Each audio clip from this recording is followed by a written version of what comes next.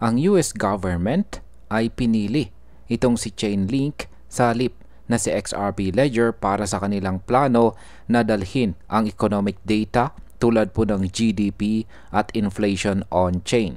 Marami ang nagtatanong kung bakit hindi si XRP ang napili, gayong kilala siya sa mabilis at murang cross-border payments. Ngayon ay aalamin po natin kung ano po ang dahilan ng desisyon na ito at kung ano ang epekto nito sa kabuuang ecosystem ng blockchain. Pero bago po tayo magpatuloy, ay pakibasa na lamang po muna ang disclaimer dito po sa ibaba ng ating screen. Ayan, bakit nga ba pinili ng US government itong si Chainlink imbes na si XRP? Ang pangunahing dahilan ay ang malinaw na pagkakaiba ng specialization ng dalawang project. Sa XRP Ledger ay mahusay po pagdating sa cross-border payments, instant settlement at saka tokenization. Samantala, si Chainlink naman ay kilala bilang data oracle provider. Ibig sabihin po niyan ay kaya niyang magbigay ng trusted at secure data para sa smart contracts. Ang plano po ng US Department of Commerce ay hindi tungkol sa money transfer, kundi tungkol sa pagdadala ng macroeconomic data on-chain na pwede pong magamit ng iba't ibang blockchain applications. Kaya ang market impact po nito ay ang pagpili kay Chainlink ay nagpapakita na mas lalawak ang kanyang adoption at posibleng tumaas ang demand sa kanyang token kapag naging standard siya sa pagdadala ng economic data. Para kay XRP, hindi ito direktang negatibo, pero maaring magdulot ito ng temporary disappointment sa kanyang community. Ano naman po ang papel ni Chainlink sa project ng US government? Si Chainlink ay may chain agnostic design. Ibig pong sabihin, hindi siya limitado sa isang blockchain lamang. Kaya niyang mag-broadcast ng data sa iba't ibang blockchain networks ng sabay-sabay. Para sa US government, mahalaga ito dahil ang economic data tulad po ng GDP at inflation ay kailangang ma-access ng maraming decentralized applications sa iba't ibang ecosystem. Kaya sa market impact, ang pagkakaroon po ng ganitong government level partnership ay posibleng maglagay kay Chainlink bilang isa sa pinakakailangan na infrastructure sa blockchain space. Ito po ay magdadala ng kumpiyansa sa institutional investors na maaari pong magbukas ng mas malaking kapital papunta kay Link, papunta po sa Link token. Ngayon ay ano naman po ang dahilan kung bakit sakop ng XRP Ledger ang use case na ito? Ayan. Sa XRP ay ginawa para po sa mabilis na paglipat or pag-transfer ng pera at liquidity. Kaya kaya po niyang mag-settle ng transaction in seconds at meron po siyang napakababang fee. Pero hindi po siya dinisenyo bilang data oracle na nagbibigay ng macroeconomic data. Kaya hindi po siya swak sa role na kailangan ng US government sa kasong ito. Kaya ang market impact, hindi ito nangangahulugan na mahina si XRP. Ang totoo, ito po ay isang sinyalis na bawat blockchain ay may kanya-kanyang role. Ang hindi po pagkakapili sa kanya ay hindi rejection, kundi simpleng alignment ng use case. Sa trading side, maaring manatiling neutral ang epekto nito kay XRP sa short term. Ngayon ay magkakompetensya ba talaga itong si XRP at saka si Chainlink?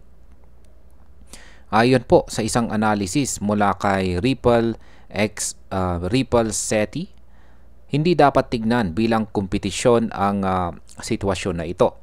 Sa halip, magka-complementary ang role ni na XRP at saka Chainlink. Si Chainlink ang data layer habang si XRP Ledger naman ang liquidity layer. Sa mas simpleng salita, magkaiba po sila ng trabaho pero parehong mahalaga para sa mass adoption ng blockchain. Kaya sa market impact, ang ganitong narrative ay nakakatulong para hindi bumagsak ang sentiment sa XRP community. Kapag nakita po ng market na nagtutulungan ang dalawang project, mas tataas ang tiwala sa kabuuang blockchain ecosystem.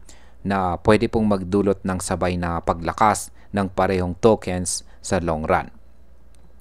Ano naman po ang kaugnayan ng partnership ng Ripple at Chainlink? Nito pong January ay nagkaroon na ng partnership sina Ripple at Chainlink. Nakita po ito sa integration ng RLUSD stablecoin ni Ripple sa data standards na dala ni Chainlink. Ang ibig pong sabihin nito ay matagal nang nagtutulungan ang dalawang project at hindi talaga sila magkaaway. Ang ginawa lang ng US government ay i-highlight ang specialization ni Chainlink para sa data broadcast. Kaya sa market impact, dahil dito mas malinaw na hindi pinapabayaan si XRP. Ang pagkakaroon po ng indirect collaboration ay maaring magdulot ng kumpiyansa na pareho silang bahagi ng hinaharap ng blockchain finance. Ano naman po ang sinabi ni Ginong David Schwartz tungkol dito? Si Ginong David Schwartz ay ang Ripple CTO at matagal na po siyang nagsasabi ng interoperability ang susi para sa mass adoption ng blockchain. Ang interoperability ay ang kakayahan ng iba't ibang sistema na magtrabaho ng magkakasama. Dito po pumapasok si Chainlink bilang data provider at si XRP bilang payments provider. Ang dalawang technology ay nagiging parte ng isang layered infrastructure. Kaya sa market impact, ang narrative ng interoperability ay nakakatulong para maalis ang takot ng investors na baka iwanan si XRP. Sa halip, mas nagiging malinaw na siya ay parte ng mas malawak na ecosystem na magbibenepisyo sa integration ng iba't ibang technology.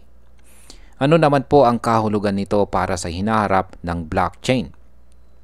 Ang desisyon po ng US government ay nagpapakita na papunta na tayo sa mas mature na blockchain infrastructure.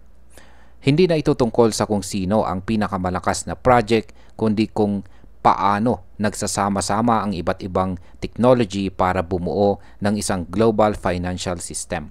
Si Chainlink ay nagbibigay po ng data. Si XRP ay nagbibigay ng liquidity at settlement. At kapag pinagsama ito, makakabuo tayo ng mas mabilis at mas transparent na ekonomiya. Kaya sa market impact, ang pagpasok po ng government level adoption ay nagpapakita na papunta na ang blockchain sa mainstream finance. Posibleng magbigay ito ng mas malakas na bullish signal sa buong crypto market, hindi lang kay Link at kay XRP. Bilang panghuli, para sa akin, ang desisyon po ng US government na pumili kay Chainlink ay hindi dapat makita bilang pagkatalo para kay XRP.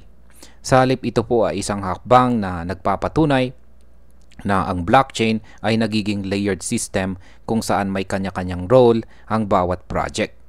Si Chainlink ay expert sa data, habang si XRP ay expert sa payments. Ayan, naniniwala ako na sa halip na kompetisyon, ang tamang mindset ay kooperasyon. Kapag nagtulungan ang mga project na ito, mas mabilis na makakamit ang mass adoption. Kaya sa aking opinyon, parehong panalo ang Chainlink at XRP sa desisyong ito. At ayan, hanggang dito na lamang po tayo sa video na ito mga ka-crypto. Marami pong salamat sa panonood. Ingat po tayo lagi at God bless po sa ating lahat.